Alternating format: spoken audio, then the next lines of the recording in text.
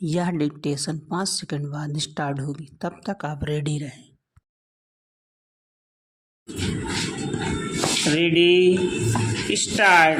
हाल ही में घरेलू दाल बाजार को स्थिर करने के उद्देश्य से भारत सरकार ने मार्च 2025 तक तुअर और उड़द दाल के लिए शुल्क मुक्त आयात के विस्तार की घोषणा की है। सरकार ने अपने घरेलू मांग की पूर्ति के लिए ब्राज़ील और अर्जेंटीना जैसे देशों के साथ कई दौर की वार्ता की है। अगर सरकार के दावे पर विश्वास करें तो 2027 तक दलहन के मामले में देश आत्मनिर्भर होगा और 2028 से 1 किलो दाल भी आयात करने की आवश्यकता नहीं पड़ेगी। उत्पादन क्षमता बढ़ाने के तमाम दावों के बावजूद सरकार का शुल्क मुक्त आयात का विरोधाभासी निर्णय भारतीय किसानों के लिए इसके निहितार्थ के बारे में महत्वपूर्ण सवाल उठाता है। इससे दाल उत्पादक किसानों के जीवन पर अनिश्चितता के बादल खड़े हो गए हैं। भारत में किसानों के पास दाल उत्पादन की बड़ी क्षमता है, लेकिन उन्हें पर्याप्त घरेलू बाजार न मिल पाने से हमेशा यह घाटे का सौदा रहता है। विदेश से शुल्क मुक्त आयात होने से अब घरेलू दाल बाजारों में किसानों को उनकी उपज का उचित मूल्य मिल पाना कठिन है।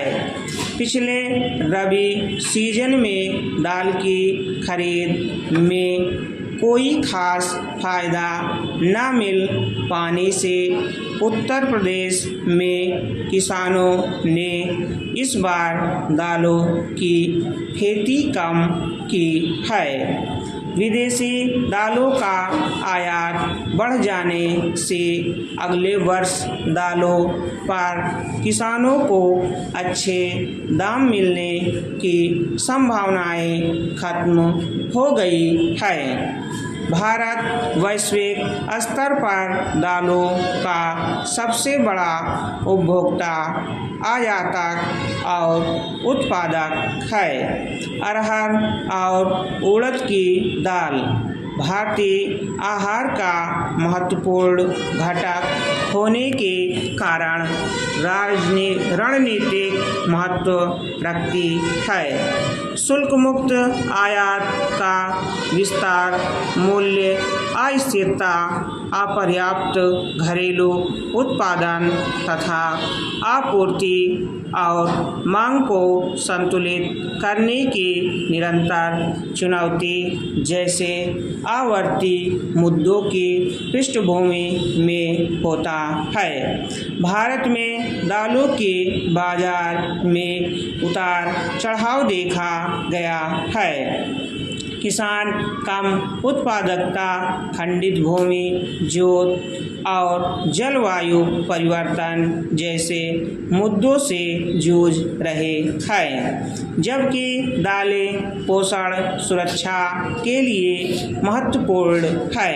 उनके उत्पादन में आत्मनिर्भरता हासिल करना लगातार चुनौती रही है। शुल्क मुक्त आयात से घरेलू स्तर पर उत्पादित अरहर और उड़द दाल की कीमतों पर दबाव पड़ सकता है।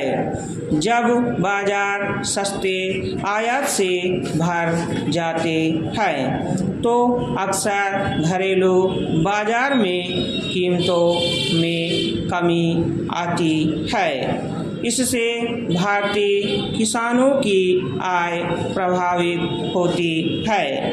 भारत का दालों का आयात वित्त वर्ष 2022-23 में 6 साल के उच्चतम स्तर पर अनुमानित 29 लाख टन तक पहुंच गया है।